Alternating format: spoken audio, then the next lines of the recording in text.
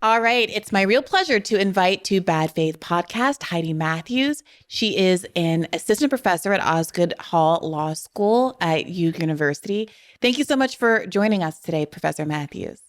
Thanks for having me, Bree. So, the reason I wanted to talk to you today is because you specialize in a number of areas of interest to ongoing conversations about what's been going on in Israel, Palestine, including international criminal law, the law of war, etc. And you, perhaps regrettably, you'll have to tell me how you feel about it, weighed into a dispute that emerged over the course of the last week or so. As it seemed, as a superficial observer here, it seemed like some of the narrative pushback coming out of Israel shifted from stories about 40 beheaded babies to stories about Hamas using civilians as human shield, and that's why we shouldn't be overly concerned with civilian casualties, to a new area, or an area at least that hadn't really been the focus of pushback since immediately after October 7th, which is this question of sexual assault and specifically the weaponization of rape in the context of war by Hamas soldiers. And it was a difficult conversation, I think, for lots of us to have because as leftists or as people who generally speaking are inclined to believe survivors, people who are aware of the ways that the legal systems and kind of global justice systems are disinclined to validate or prosecute claims of sexual assault against women, rarely are we in the position of offering up skepticism of those kinds of claims.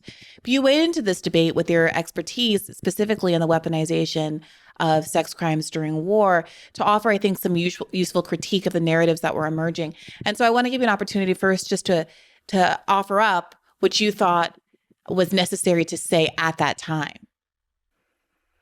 Yeah, thanks so much. I do want to preface this by saying that, and you've alluded to this quite nicely already, but, this is obviously a really fraught conversation, and I don't normally feel the need to kind of preface what I say generally, but I do want to be clear that I think you and I both, and the majority of your listeners, if not all of them, would be coming to this conversation from a place of good faith, pardon the pun, and with a certain kind of commitment to, let's say, broadly speaking, what we refer to as like the international rules-based legal order, and we can, talk about that certainly, but also to women's human rights in general.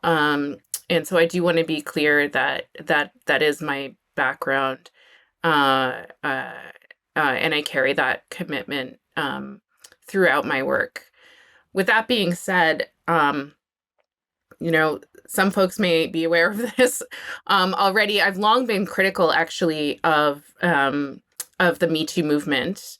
If that's, I actually don't think it's a movement, but anyway, I've long been critical of Me Too, and as you say, these sorts of like hashtag believe women claims, for, as a lawyer and a legal scholar, for due process based reasons, but more importantly, right, because that's a claim that like people on any side of the political spectrum can make, and it's still a valid one, but more importantly, because of the ways in which that ideological project got mobilized in service of a series of political outcomes that I think folks on the left need to be quite critical of, rather, and some of those kind of commitments ideologically include things like what scholars refer to as sex exceptionalism, and that's the term that I used in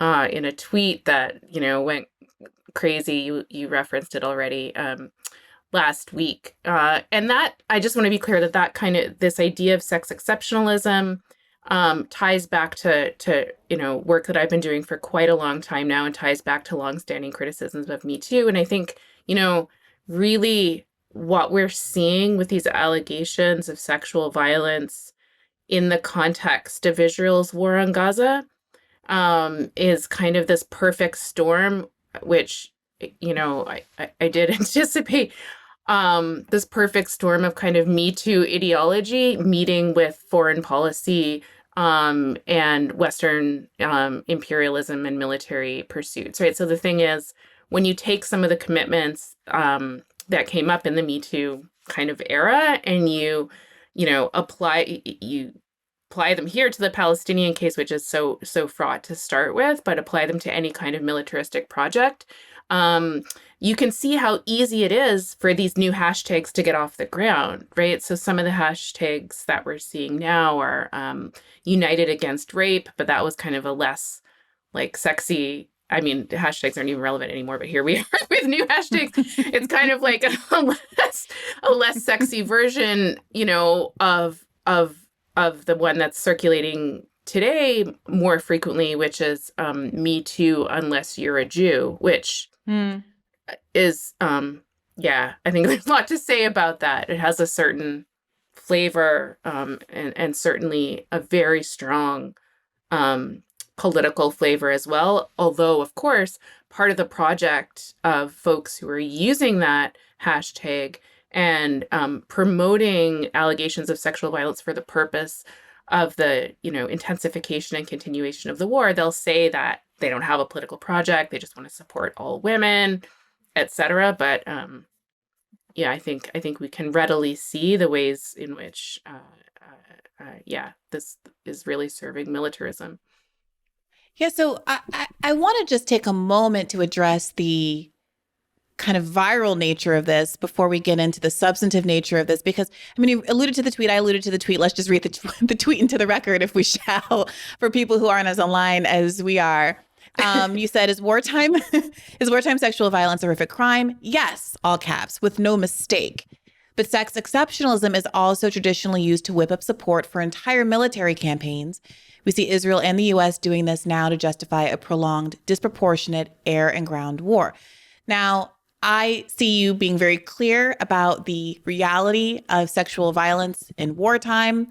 I think many of us who agreed with your sentiment also articulated a possibility, a very real possibility. I talked about this with Abby Martin last week, that certainly there could be sexual abuses that happened on the ground on October 7th. It would not be unique, I think, to your point, for that to have happened. But there is a separate question of whether or not that possibility is being weaponized. There's a separate question of whether or not there has been any evidence provided for that allegation. And I think that second part of that, whether or not there's any evidence, is where a lot of us have focused as people who have no interest in dismissing real, credible conversations about rape.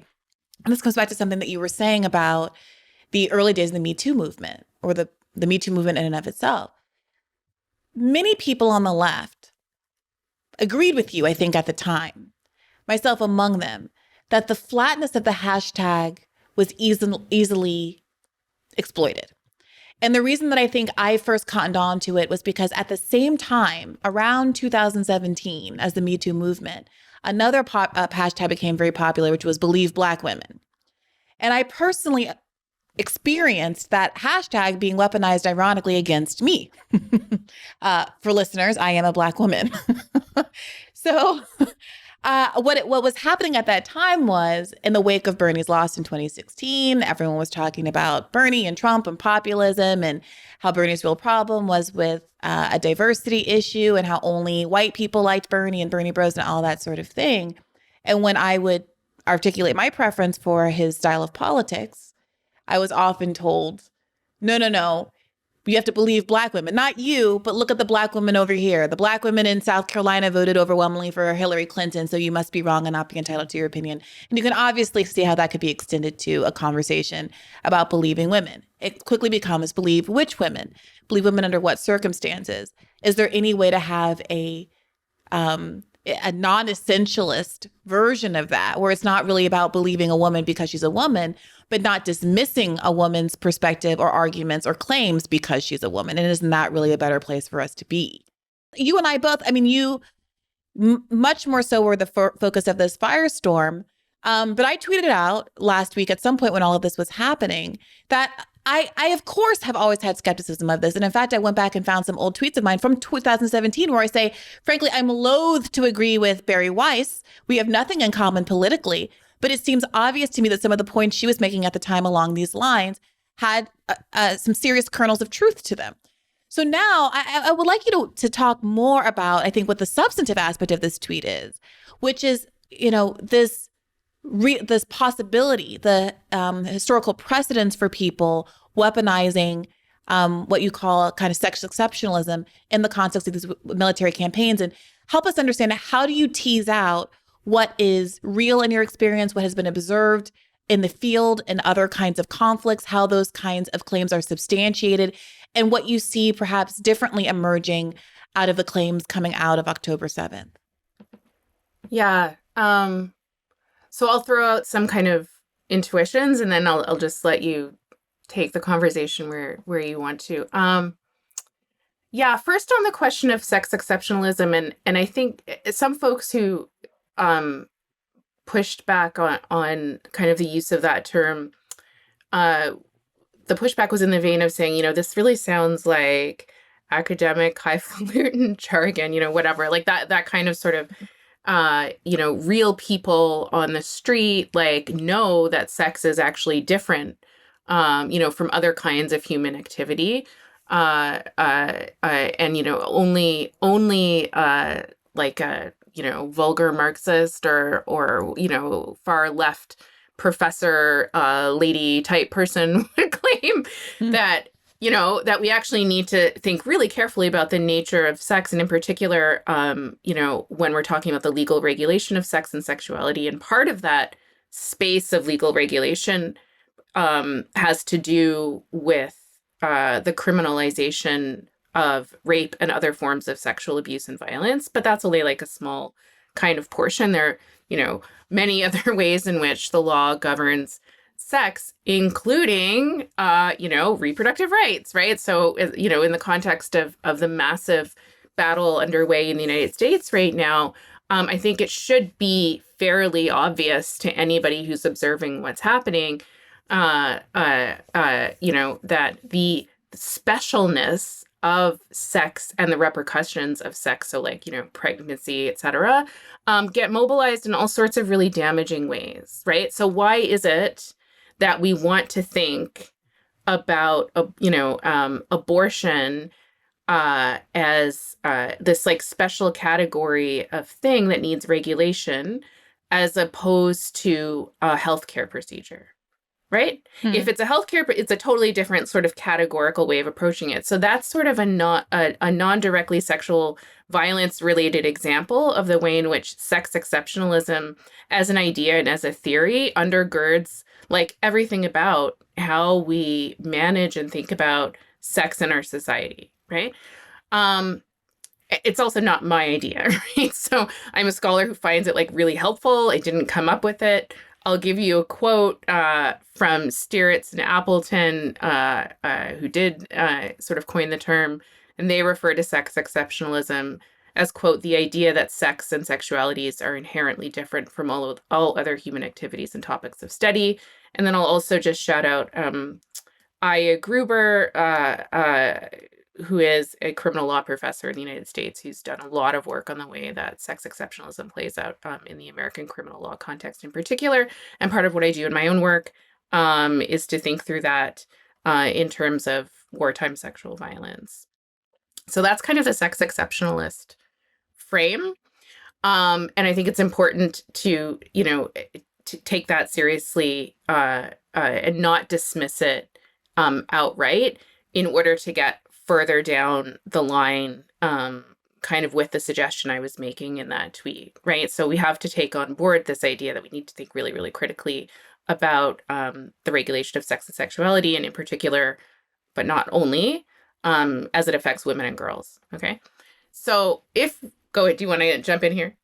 No, go ahead. I'd like to hear where you're going next. Yeah. Yeah. So again, this is just a bit of these are some intuitions, and we'll see where it goes. So that's kind of the sex exceptionalist frame. Once we take seriously, you don't have to agree. There's, as well as I do, how deeply fraught the internal conversations and politics are among people who call themselves feminists, or who use feminist methodologies from time to time in their work. It's very, very, uh, nearly violent, almost the sorts of confrontations that happen. Oftentimes, they'll be around things like sex work, right? Again, for this Mm-hmm. reason, folks will want to talk about Or J.K. prostitution. Rowling. Yeah, well, I mean, yeah, exactly, right? So there's so many examples, right, of why this is the case. Okay, so once we've taken sex exceptionalism seriously on at least some level as a plausible like theory, then we can say, okay, what does this have to do with respect to sexual violence and the way that the criminal law comes in to manage that? Okay, so Mm-hmm. when we're talking about Israel and Palestine and the allegations of sexual violence committed by Hamas or perhaps other Palestinian militant groups on October 7th, there's going to be at least two applicable legal frameworks, right? One is going to be just domestic criminal law, because these acts are committed on Israeli soil, so Israeli courts can have jurisdiction over these crimes. But there's also going to be the international law framework, and that's going to include international human rights law, but more specifically for this context, because it's a wartime context, it's going to include international humanitarian law, what some people refer to as the law of war. And that law has a set of very specific modalities for regulating, investigating, and prosecuting different forms of sexual violence in conflict. Okay. And what's really, I think, really part of what's really interesting and perplexing with the Israeli state's approach here now, and I do think there are varied approaches to the question, which maybe we can talk about, but in terms of the official Israeli state response, basically what it's saying, Netanyahu and his sort of team are saying, the world has failed Israeli women with regard to the specific question of rape and sexual violence. The world has failed because it has stayed silent or has failed to adequately recognize Israeli women's claims. So that's a version of the like believe women kind of argument, right? Mm-hmm. So the world has stayed silent and failed women.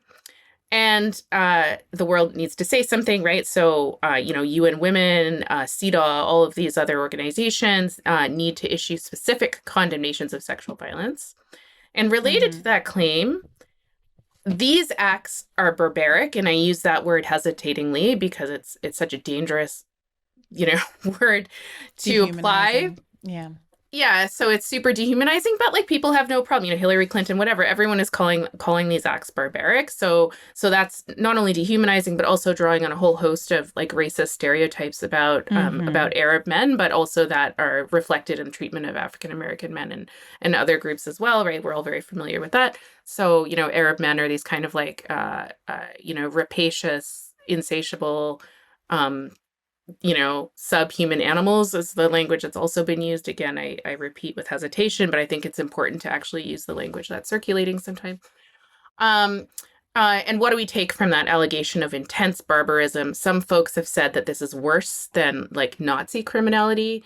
Mm-hmm. It's a typical line of argument coming out of Israel that this is worse than what ISIS was participating in, right? So there's this like really strong hierarchization of the modality here, like in the severity of the criminality that's been alleged. And where does that take us in terms of the war?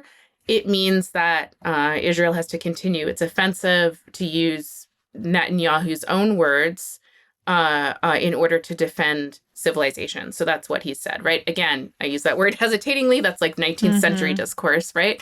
About, colonialism and the role of international law and colonialism. So it's really I find completely striking. I would say shocking, except sadly it's not that shocking, but that's kind of in broad strokes the different steps, as at least as I see them, in the argument, the sex exceptionalist argumentative move around, what actually happened, why it's important, and then what do we do with it, right? And for Israel, continue with the war,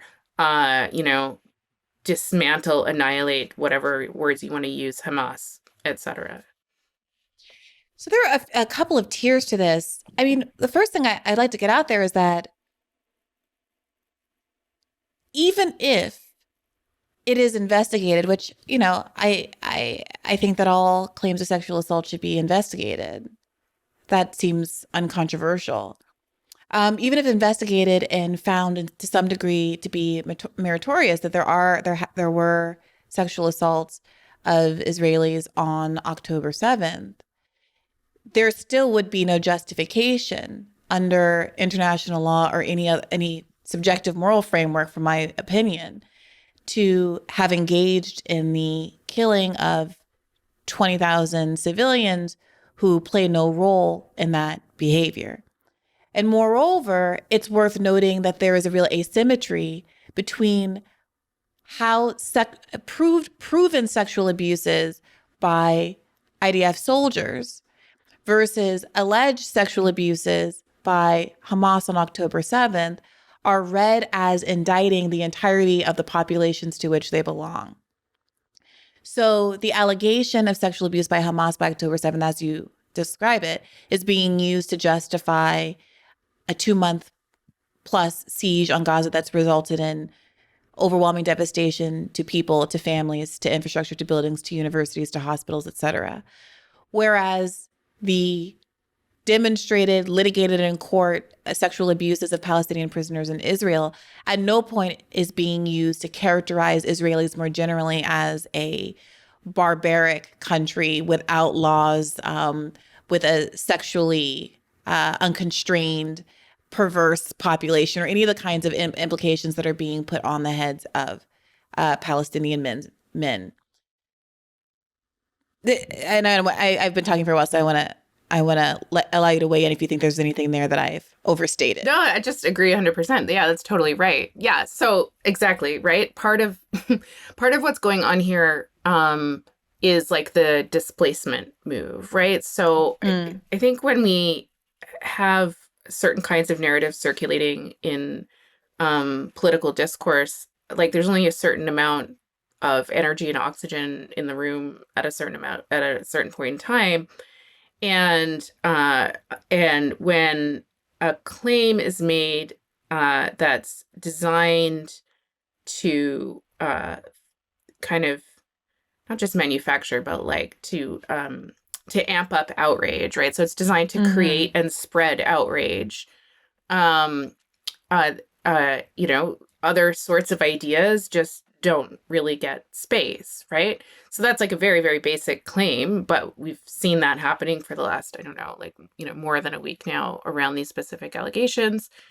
And part and parcel of like the dehumanization piece is that the more Israel and its allies, including, as it turns out, many, many feminists, the more they can make of these claims of like barbarity and sexual excess and severity of the crimes, worse than Nazis, etc., the more that can be said, the less room there is to turn the gaze back on Israel itself and be like, we need to look at the dirty word now is context, right? Like you can't contextualize anything because all of that stuff, right? The long history of Israel's use of various forms of sexual violence, again, not just against women, but against men, and indeed primarily probably against men in the prisoner context, right? Like all of that becomes exactly. All of that becomes context that you're not allowed to talk about anymore because to do so is actually now anti-Semitic, right? And we see that with the other big news item of the last week or so, which is the, free speech Ivy League campus stuff, which maybe we could also talk about. But yeah, so it just becomes context, which equals anti-Semitism. Yeah. Yeah, it's something I've been struggling with because, there are a number of stories that have gone around since October 7th that frankly paint Israel in a very bad light.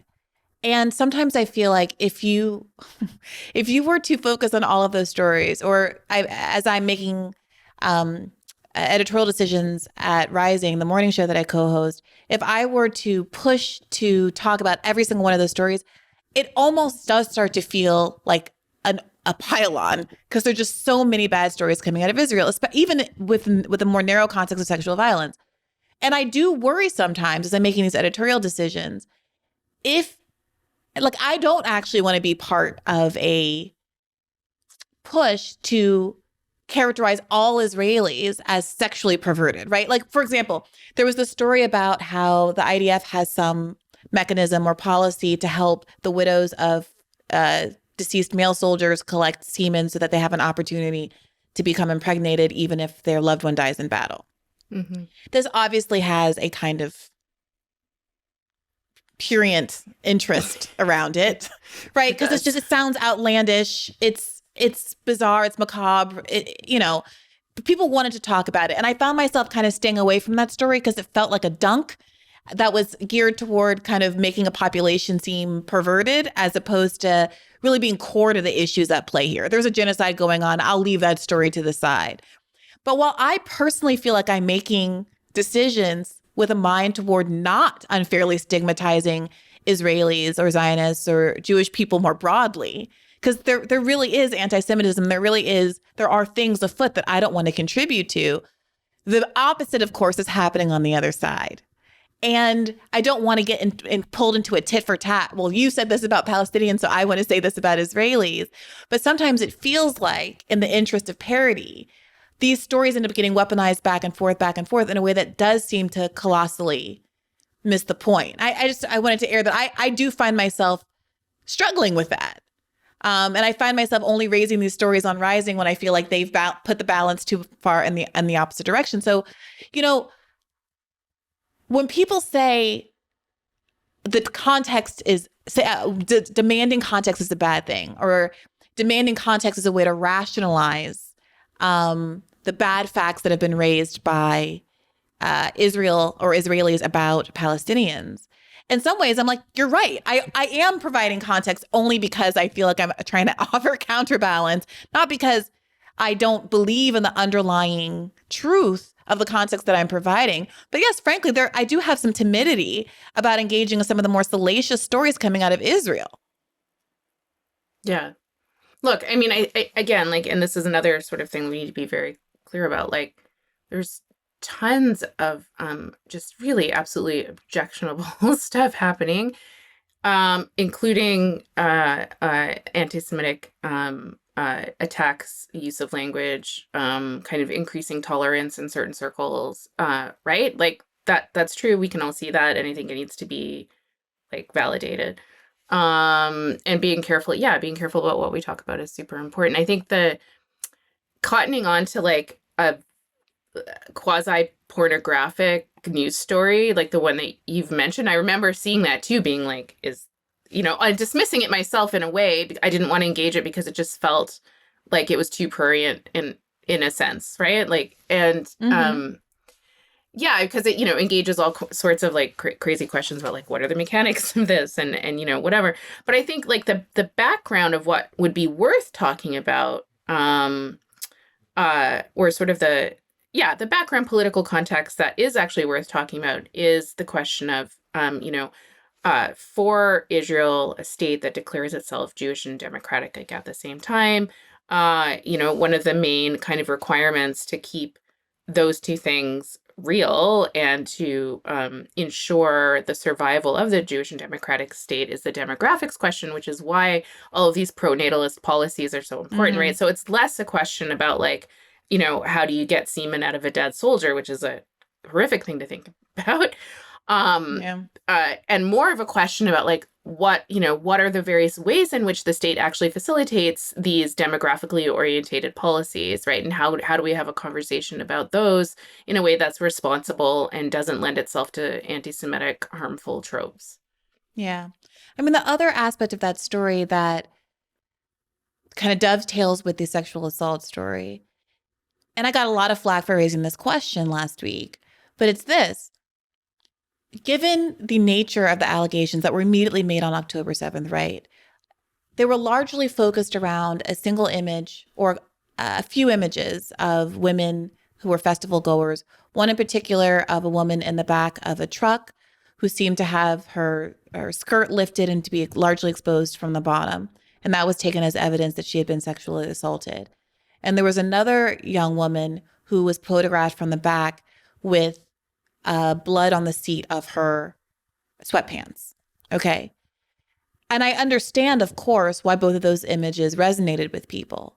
It also seemed to me, especially of the second image, the woman was cut on her leg. It was a very bloody, gruesome scene, as has been widely reported.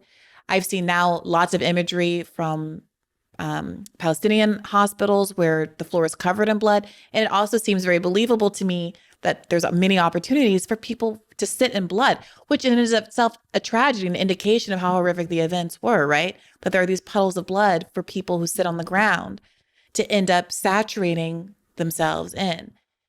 But I'm not a forensic expert. I have some intuition about the amount of blood one could expect following a violent rape, but certainly would make no medical claims about whether or not the pattern of blood on her bottom is congruent with what you would expect from a violent rape.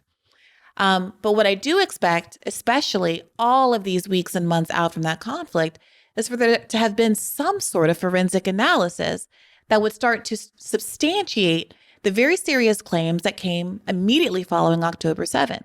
And so what came to mind when I heard the story about collecting semen of dead IDF soldiers was, well, we have a mechanism, we have a process by which to be collecting viable biological data from deceased soldiers, like viable sperm samples from deceased soldiers, but no mechanism to take rape kits, to do postmortem analysis for the women who were alleged to have been raped on October 7th. Does that seem like an unfair thing to ask? Because the pushback I got was, well, there's no testimony from women because the women who were raped were all dead. And that is unrealistic in the context of a war for there to have been any forensic analysis done on the bodies of the people who were alleged to have been raped. Yeah, this is an important question, and you're right. It's a tricky and delicate one for like obvious reasons. One of the things that does get minimized when we want to focus on whether or not the blood on the seat of the pants is evidence of some kind of sexual assault, whether it's a rape or whether it's a violent use of like an object in sexual organs, like any of those sort of horrific acts. When we're focused on that question, we background and actually, I think, minimize the severity. And again, this is the sex exceptionalist point. We minimize what you've described, which is the otherwise extremely awful situation of clear criminality, right? Where civilians are being subjected to a situation where they're receiving all kinds of abuses, assaults. You might want to describe that as torture in certain circumstances, etc., which could also explain the evidence of the blood, right? And I wonder, like, why is it not enough? Not that we shouldn't talk about sexual violence, that's not what I'm saying, but why is it not enough to talk about, murder of civilians, torture of civilians, extreme physical assault of civilians, psychological damage that was obviously done as folks were, going through it themselves and then witnessing their loved ones experiencing these things, right? There's so many different modalities, especially under international humanitarian law, for describing those crimes that I don't think we should lose sight of here, right? It can't be the case that we need allegations of sexual violence in order to describe the really terrible criminality that in fact did take place on October 7th, that I have never ever denied, and that is obvious for anybody who is a thinking and reading person, right? So that's kind of one side of it.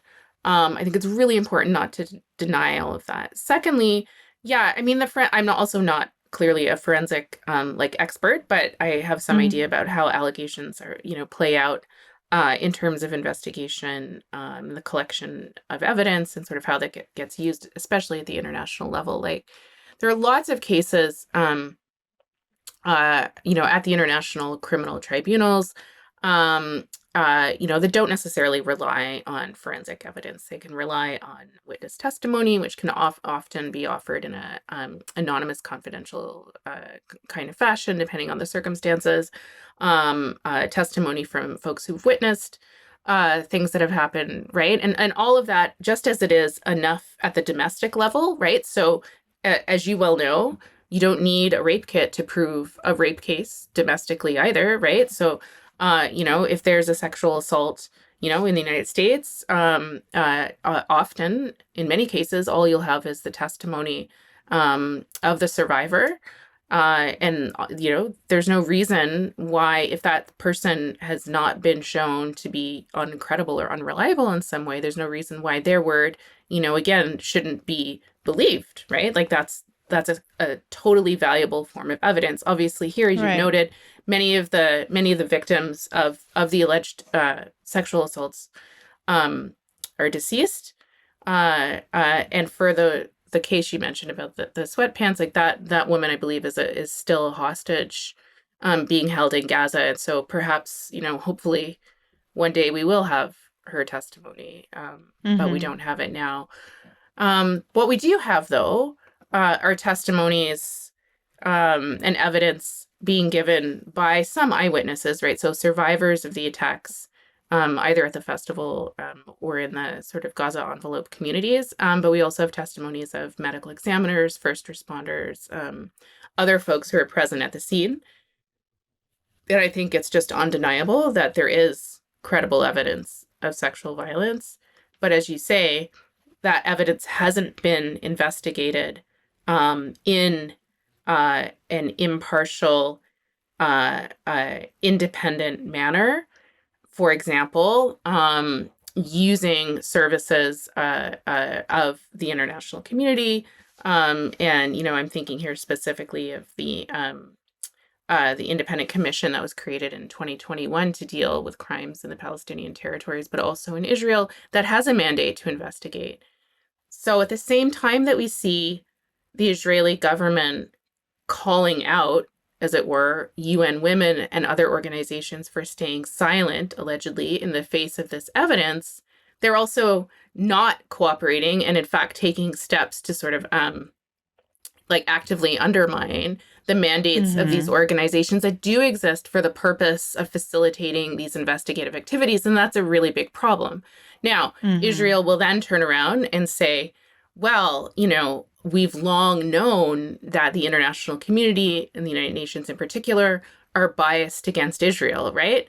Now, I mean, I don't think that's true, right? So you can have a Mm-hmm. substantive Quite agreement. to the contrary, right? Right. So, you can have that discussion, but the response is to say, the international community is biased. So it's very strange kind of argument structure for the government to be like, okay, the UN, you need to take this more seriously. You need to come out and specifically denounce sexual violence. And at the same time, we don't want you to come actually have anything to do with the investigation. We're going to go it alone and do it ourselves. So those two things are really Yeah. problematic. And of course, part of the mainstream media coverage of this has, it just simply hasn't focused on the way in which Israel is totally objecting to these international investigations, including investigations by the prosecutor of the International Criminal Court, who does have jurisdiction, contrary to popular belief, who does have jurisdiction over crimes that were committed on Israeli territory, even though Israel's not a party to the Rome Statute of the Court, because Palestine is. And so, to the Mm. extent that those folks were nationals of Palestine, the alleged perpetrators, the ICC Mm-hmm. does have jurisdiction, but we don't That's an see the interesting point. prosecutor. Yeah, yeah. Yeah, so I think that the your broader point is also really important there. That I think that part of what raised skepticism in this area is the undermining of efforts to get an impartial international observer to weigh in, not just on the allegation of sex crimes, but on some of the allegations about Hamas tunnels underneath various hospitals, the exclusion of journalists from being able to follow up independently on these reports. There was the video circulating, we're not circulating, the video that is being closely held that some members of the press and public are allowed to watch, that has been put together by Israel. They then go, after seeing the video, out into public and say it's horrific, et cetera, but it's not being released more broadly. And one of the few journalists, Owen Jones, who's more, I won't even say left leaning, but who is less of a committed person to the is not committed to the Zionist project, saw the movie and said, well, it was horrific. I saw horrific things, but let me give you a list of the things that were not actually demonstrated in the video. Were not validated by the video. And among those, there are sexual assault. He says there was no evidence of sexual assault in that actual video, which got him his own pile on and firestorm for about a week or so on Twitter. So it reminds me a lot, frankly, of what we saw with, let's say, the dialogue around Nord Stream. One of the most suspicious things about the who's who of who was responsible for the Nord Stream bombing is the insistence of the West, of the United States with its veto power, to not allow an international UN investigation of what actually happened and a failure to cooperate there. In the wake of that first hospital bombing that was in such dispute, one of the things that I think raised so much skepticism about whether Israel was being truthful in its reporting on who was responsible was the circulation of a video that was supposed to be two Islamic jihadists talking about how they did it, which was later proven to be a fabrication by a number of outlets. So with evidence that Israel is willing to fabricate the truth, and evidence that Israel is simultaneously willing to exclude fact finders, be they journalists or members of the international community, from getting to the bottom of it, it starts to look like a cover up. And that is what raises people's concerns about whether or not sexual assault took place, not a pat desire to not believe women, but a failure to actually investigate claims that are, in fact, very serious. Mm-hmm.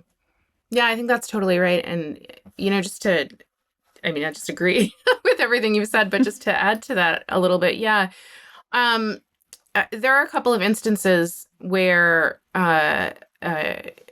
folks, particularly first responders from the Zaka group, have gotten into some trouble at home, right? So within Israel, and this has been reported on in the Hebrew language version of Haaretz that I've, had some friends translate for me, luckily. There are some cases where those folks have actually been shown now to have, for whatever reason, and it's unclear exactly how that happened, right? It might not be like entirely in bad faith, let's say, but where those folks have actually now been shown to have said things that don't actually line up with the facts. And so one of the more sensationalist claims that was made was around a pregnant woman whose uterus was allegedly cut open and the fetus was taken out, and that was all part and parcel of her murder, etc. And that's now been shown, not to be consonant with the facts. And then, of course, the story about the 40 beheaded babies is also, not lining up. So there are a number of cases where digging away in without the help, right, of international investigators has still brought to light that some of these claims are simply not true. Now, again, it's a separate question about how those falsehoods or inaccuracies kind of come into being, and how they get circulated, and who takes them up for what purposes, right? And so I think it's important to say that there are a number. So part of the work I've been doing is trying to kind of trace the actors here, who's making these claims, and who's taking them up for various political purposes. I think it's really important to get a sense, always when we're analyzing, the world and how power gets distributed, it's really important to know who's doing what at what point in time, right? These aren't just like ideas, although the ideas in theory, as I've already noted, are super important. They're also, actual people doing with these actual political projects. So there are a number of folks involved in documentation and report writing around sexual violence allegations. Physicians for Human Rights released a report back in November. It does mention the cutting open of the uterus example, but which has now been disproven. But notwithstanding that, it's a pretty, a very self-conscious and aware human rights orientated report that is explicitly made for the purpose of not only encouraging international investigations of these claims, right? So the report writers are very clear to say, like, they don't have all the information. And even if we know that certain acts took place, right? So let's just assume that acts of, for example, sexual mutilation, many of which have been alleged, let's just assume those are true, right? It's a separate question, this report notes, and it's important for all of us to note, it's a separate question whether those acts then amount, for example, to crimes against humanity. And we need a much more fulsome investigation to make that determination, right? And that examination goes beyond just the question of forensic details. It's a question about political structure. It's a question about knowing much, much more about how the October 7th attack took place. What the orders, if any, were, what the command structure was, how it was that these atrocities took place, right? And that's a whole other kind of order of stuff that needs to take place. And so that is a great report that I would encourage people to read. It also makes the really important point that more information is needed about sexual violence crimes for the material purpose of helping the victims and survivors and their families, right? Like actually survive and prosper. So they need all sorts of specialized care that, may or may not be available currently, and they need that kind of material support, certainly as well. Now, there are others. I'll just say this quickly and then let you speak. But there are others who are involved in collating this information that have much closer ties to the Israeli kind of ruling establishment, and aren't necessarily being totally transparent about those ties, and sort of painting themselves as like feminist, law professor, activist type people, but again with a fairly clear political agenda as well. So, yeah. I mean, so for one, I'll say that I know that some people in the audience's ears are going to go up and say, well, even the more credible report that you alluded to and suggest people should read did seem to credulously accept the now disproven slicing baby out of womb story. So, how seriously, what is the state of fact finding where even the best report seemed to accept now disproven information? And the other thing I was going to ask was just about your reference to crimes against humanity. And I wanted to clarify, are you saying that there's a specific standard of what would constitute a crime against humanity that has something to do about the order soldiers were given to, let's say, commit sexual violence as part of the attack, versus the idea that rogue soldiers do X, Y, or Z? Because as we've heard from Israeli spokespeople over and over again, when they're pressed on the brutality of what's going on in Gaza, they'll say things like war is war. War is war doesn't seem to be an acceptable response to why some really egregious things happened on October 7th, not just the killing of civilians, but potentially sexual violence. So I wouldn't mind some clarification on what it means for something to amount to a crime of humanity. Yeah, no, it's a really important question. So first on the Physicians for Human Rights report. I would just say that I do think the report is well written and takes is more or less careful about what it says. It's very clear that like the report is being written or was written at a period in time, right? So back in November, where it was clear that the facts were not, like all of the facts were simply not available, and full investigations were not possible and or hadn't been conducted at that time. So the facts are going to be partial, but there was also a need from a human rights and investigative perspective to get this information out there again for the purpose of actually encouraging additional investigation. So there's a big difference, I think, between a human rights organization saying we have very good reason to believe, we're not going to, die on the hill of every single allegation here, but we have really good reason to believe that many of these allegations are credible allegations. And what they tell us is not that we need to continue the, bombing campaign in Gaza. That's not what this is about. What they tell us is that we need to do more fulsome investigations, and that requires resources and political willpower and support, right?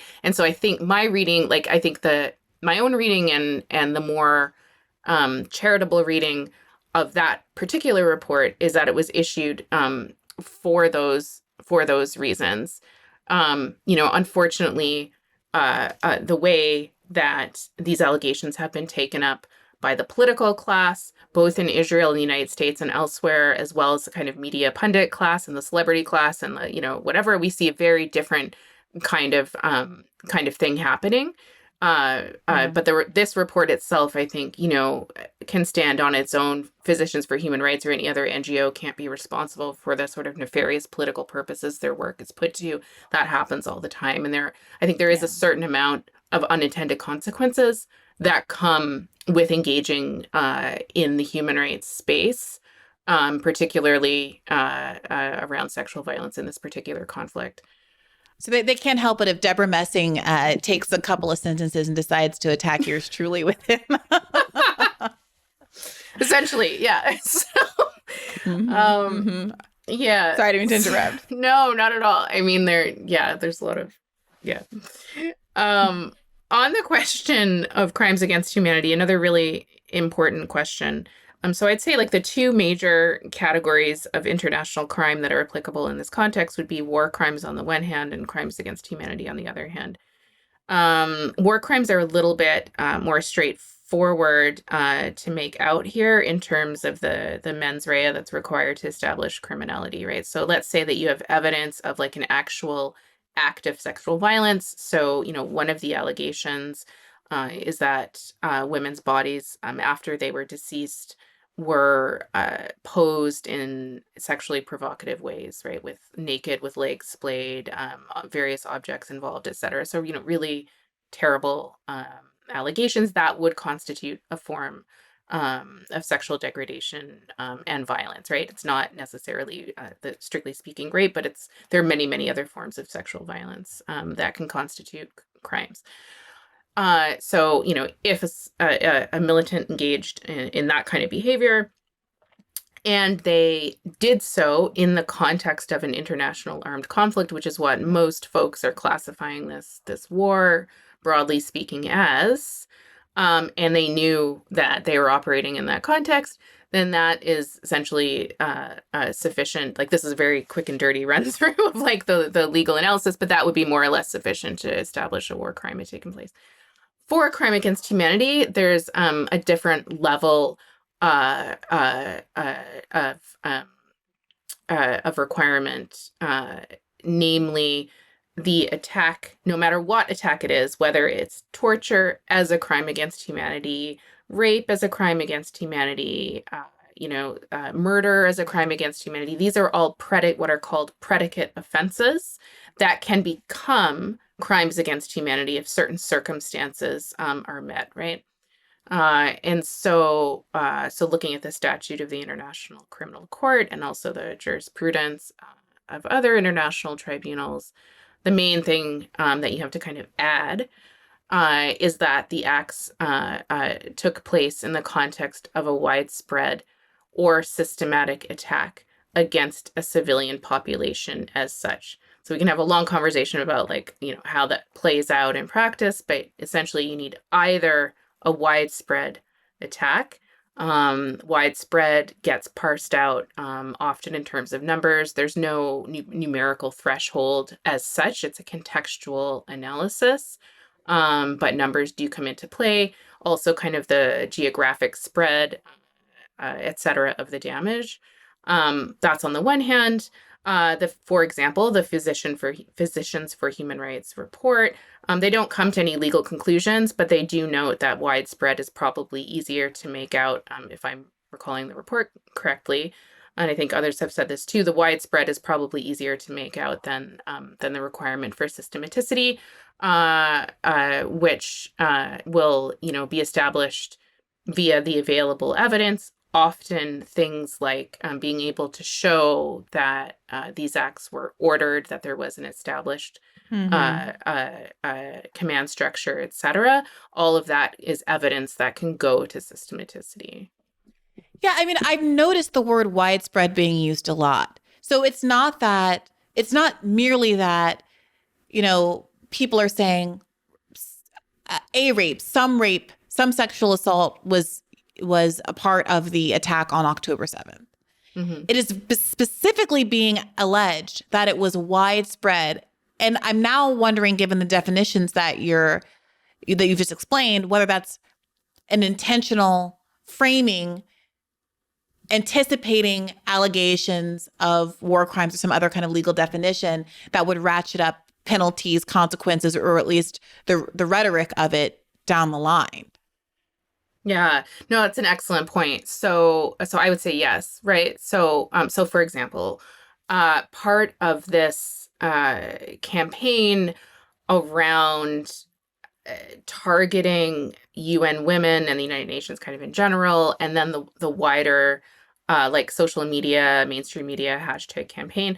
As part of that, the Israeli mission to the United Nations hosted this event, which was actually organized by Sheryl Sandberg, fascinatingly, Mm-hmm. uh, last week, right? And Mm-hmm. Gillibrand spoke, and Hillary Clinton, and like a bunch of other folks, including a police chief, et cetera, from Israel, right? So it was this kind of uh, political event that involved some testimonies or of folks who had been involved, for example, in the aftermath of the attacks, but had a very, very, very clear political purpose, right? And so, if you watch the event, what you see is the Israeli envoy to the UN talking about violence being premeditated, planned, instructed. Those are the words that he actually uses, right? Others also talk about that. I think Gillibrand herself actually did, right?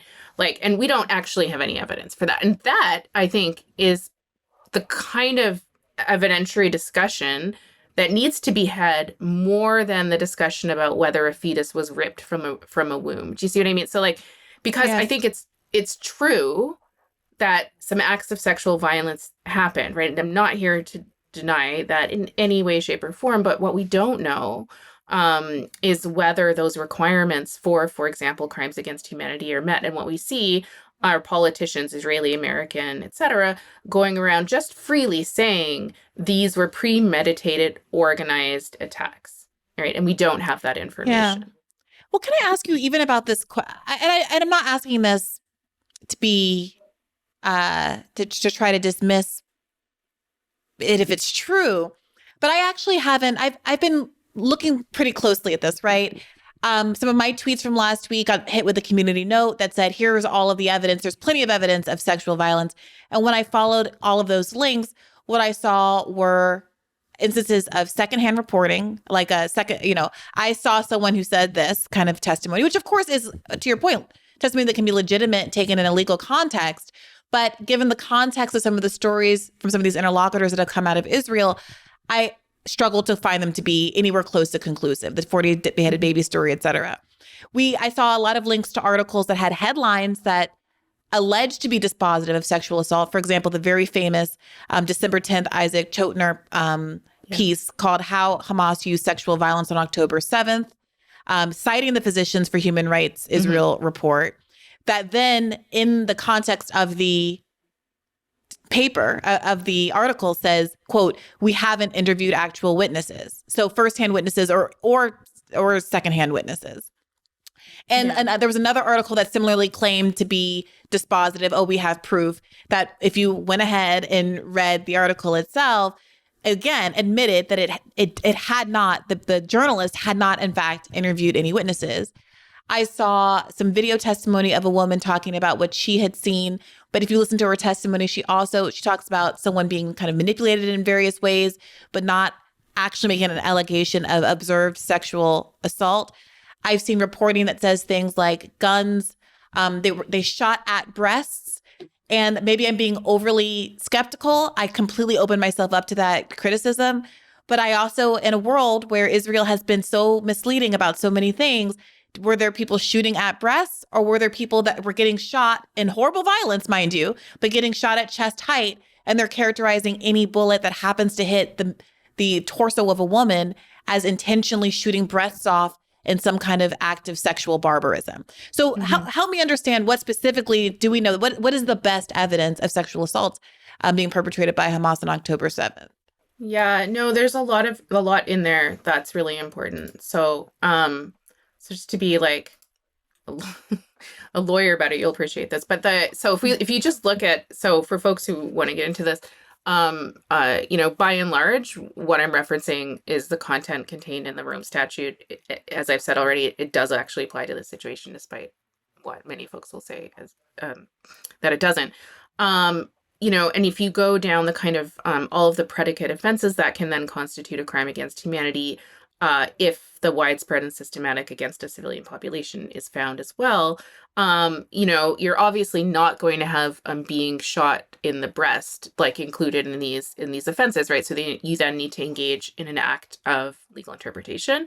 You need to pull on the jurisprudence. You need to pull on the intent behind the drafting of the statute, et cetera, and figure out like what actually is contemplated under the heading of crime against humanity here. And so there's a whole section, subsection 1G, which talks about the various specifically enumerated sexual violence offenses, right? And these include rape, sexual slavery, enforced prostitution, forced pregnancy, enforced sterilization.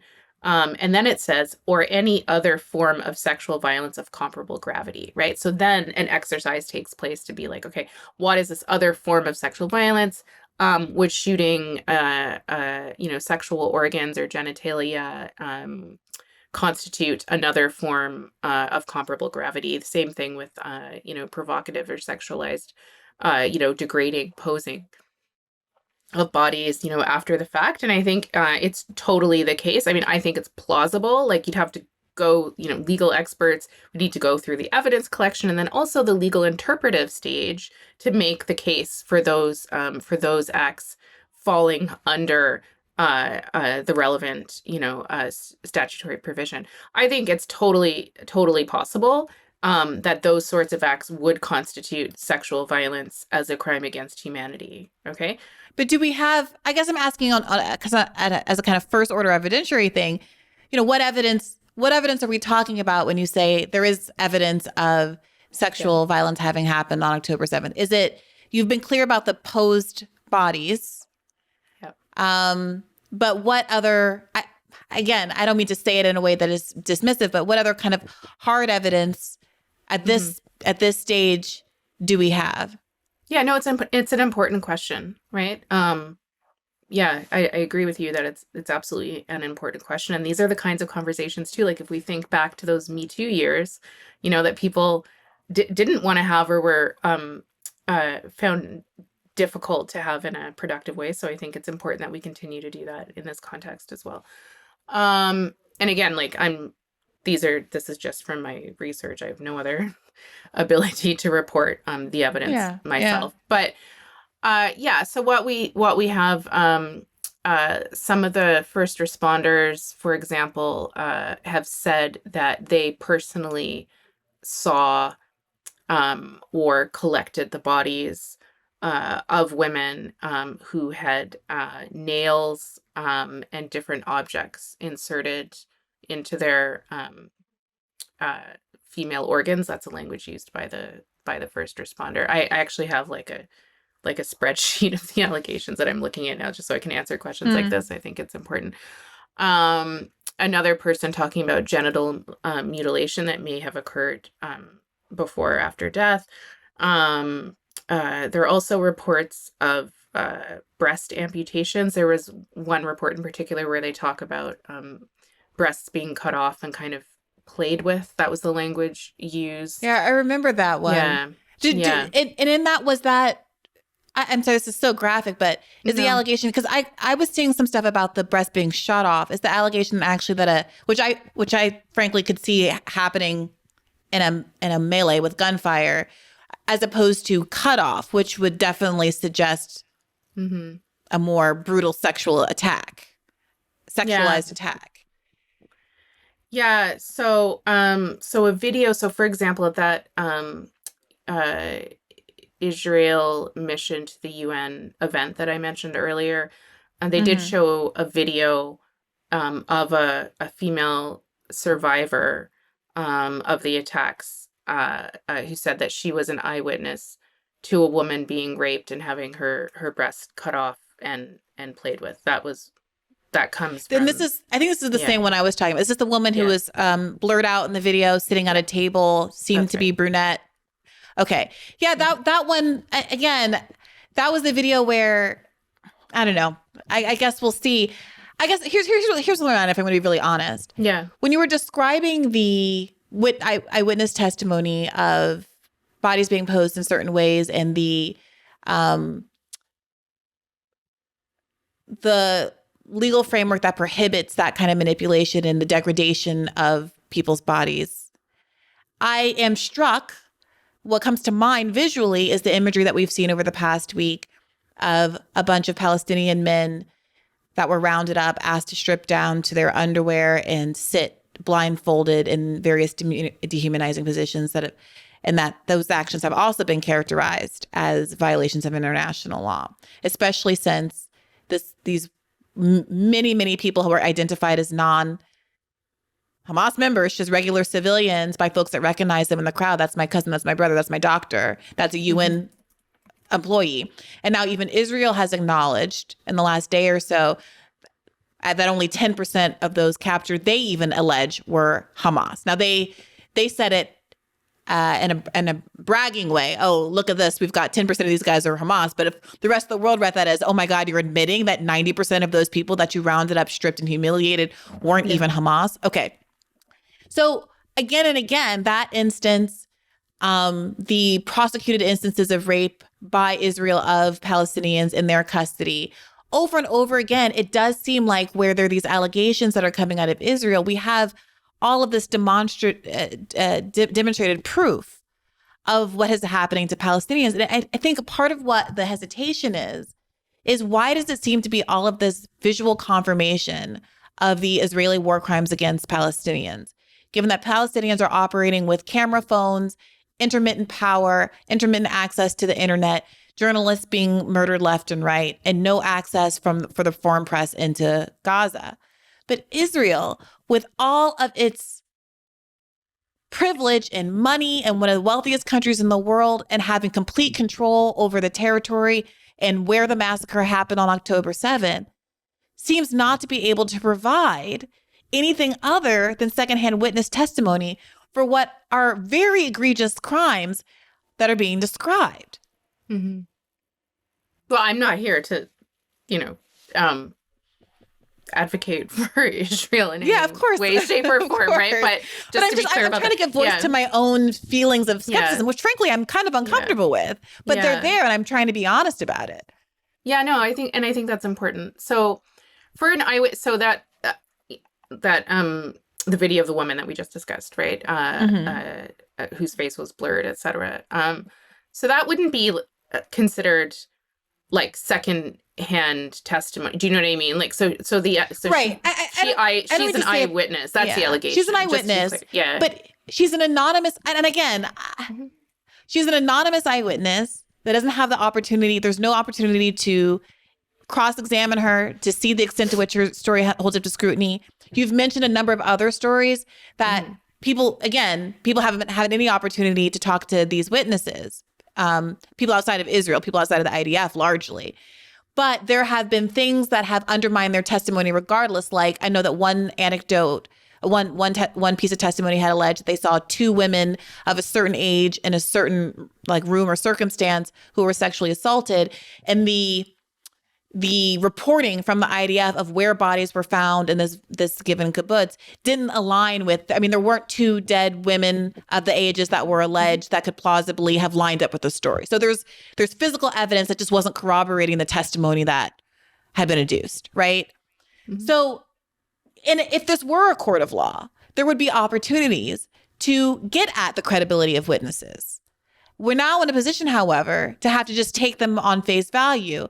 And I think for legitimate reasons, we, generally speaking, are inclined to let the accused have an opportunity to face their accuser and question them in a court of law to test exactly those kind of credibility determinations. And so, again, I think that's another thing that makes it more difficult to accept, that it's so one-sided. And it feels like the whole thing in some ways is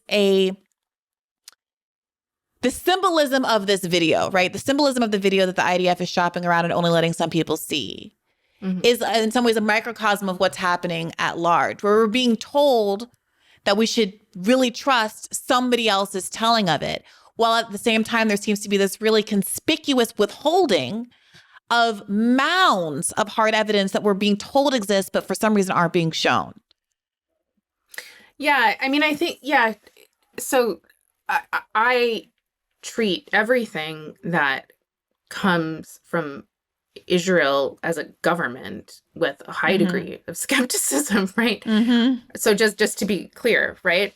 And what I've described are pieces, because the question was, like, what's the evidence? And so Yeah. that's the evidence. Okay. Whether or not it, like, I don't know whether If it's these things are credible. Yeah. true, right? And Yeah. I'm also Sure. not in a position to evaluate the credibility of these witnesses. You're quite right. And as I've said, that's why we need actual independent investigations, which is Yeah. what Israel is refusing to comply with, right? But I think your broader point, which is really important, again, in the context of Me Too, is that, it's these are not just like, let's talk about atrocities for atrocities sake sort of thing. It's like, let's talk about these specific atrocities. Let's talk about them so that we can criticize the United Nations and opponents of Israel, so that we can continue this war. And let's do so in a way that's like pretty disingenuous on a number of different levels that actually are not attached to the evidence. So I think you can have a really productive, extremely critical conversation without getting bogged down in the details of, like whether we have enough photos or whatever at this point in time. You know what I Mm-hmm. mean? And Mm-hmm. so, for example, all of this is happening, this campaign around sexual violence is happening explicitly in the name of women and girls, whereas some of the testimony or the evidence that's actually being marshaled by Israel is to say that, especially with regard to things like were genitalia involved in either being cut off or shot at intentionally, etc. They've said, I've seen videos of testimony where folks have said, actually, it doesn't really look like like the militants distinguished if they did shoot intentionally genitalia, that they weren't actually distinguishing between women and men, right? Which is crazy. So it's crazy then that you can then have a campaign that's just about women and girls, that's about, Me Too unless you're a Jew, everyone united against rape. This is about supporting our sisters and our mothers and all this nonsense. When actually, it's very clear that much of the sexual violence was committed, if indeed it was committed against men. And I think this just, pulls back to your point some time ago about all of the sexual violence that we know happens in the context of military detention that involves, violence against men. And that can also be, by the way, perpetrated against women, right? So there's a broader kind of gender conversation here as well that's really, really important to have, I think, too. Yeah. Yeah, I mean, you've been really helpful. I mean, this is a tough conversation for many reasons. I think many people on the left or who are sympathetic to the Palestinian liberation movement also, because they know how this information is being weaponized, might go so far, like overreach. They might say, well, I don't even actually want to hear anything about any evidence of sexual assault because we know that it's being used to justify additional crimes, greater crimes, however you want to characterize it. And I understand that impulse emotionally, but I think of this podcast as a kind of safe space, if you will, to try to get to the bottom of what's true. And then outside in the real world, we can assess how we want to use that information and what kind of conversations we want to have. But I do appreciate you being patient with me and the audience as well, who I'm sure many of them are like, well, we don't really care. Don't sit here and pull out all the evidence of potential actual sexual assault, because that's not the point here. But I think we should know what facts we're dealing with so we're not caught off guard when we're engaging with other actors, bad faith actors, et cetera, out in the world. So I really do appreciate you walking me through some of that. We've been here for over an hour and you've been incredibly patient and generous with your time. I did want to give you just a quick opportunity, though. You had brought it up earlier, to weigh in on what's going on college campuses around the United States of America. You're calling in from Canada. I don't know if the lay of the land is any different up there, but I don't. How are you feeling about it all as a faculty member, given the scrutiny that faculty members have been coming under as of late? So Americans might not realize this, but it's my strong belief that Canada is much worse on these questions. Really? Yeah, absolutely. Many of the questions that come up with regard to discourses on the right and sort of where they originate from, and then how they get metastasized, throughout the English-speaking world, let's say. And much of the stuff happens in Canada, right? So if you look at, it's Jordan Peterson's fault. Yeah, right. Well, no, or like, Gavin McInnes or whatever. Like there's so many of these far right figures, are actually Canadian, and that's always something that I've thought was important to note. So Canada's not some kind of like bastion of rationality on this question. Extremely far from it. So it's bad all around. Maybe it's not worth saying one place is worse or not. But my own personal experience is, it's very, very difficult. I teach in Toronto, which is in Ontario, for those who don't know, and so each province in Canada has a legislature, and there's a minister that's responsible for colleges and universities, and we have this really horrific conservative government in Ontario at the moment. Like, do you remember the crack smoking mayor of Toronto? Of course. Yeah, right. So the whole world knows about that. Name? So Rob.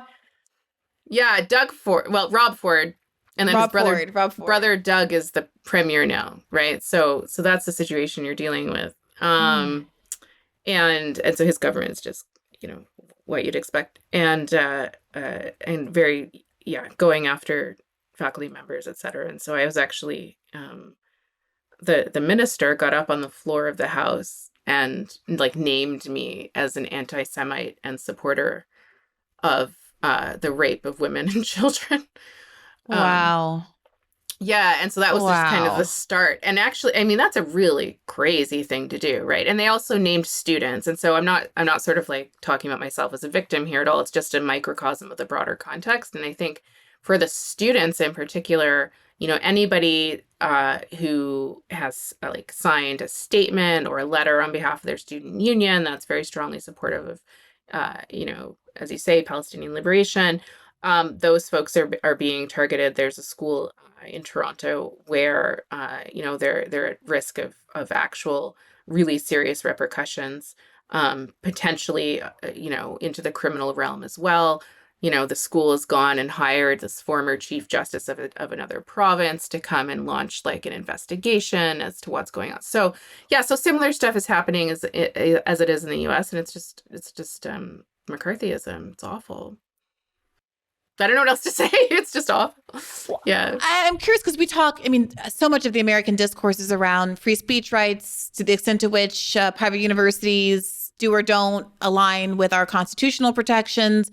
I'm not as super familiar with what kind of speech protections you have kind of constitutionally in Canada, but do you feel real pressure professionally in this moment because of tweets or your willingness to come on podcasts like these? How vulnerable do you feel professionally right now? Well, I have a great union. And I think that labor rights is a really important piece of this puzzle, right? So for folks who have a union and, they have a certain degree of protection and privilege, and I would say, like, as a faculty member with a union, I do have a certain degree of protection and privilege. I'm also up for tenure next year. So, there are other considerations, but I just can't imagine personally living in this moment and like not engaging my expertise in the public space. But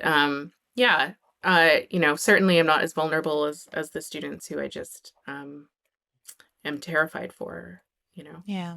Yeah. Well, look, Professor Heidi Matthews, we really appreciate your willingness to come and talk to us today. We appreciate your courage and your willingness to share your expertise with us. So thank you really for that.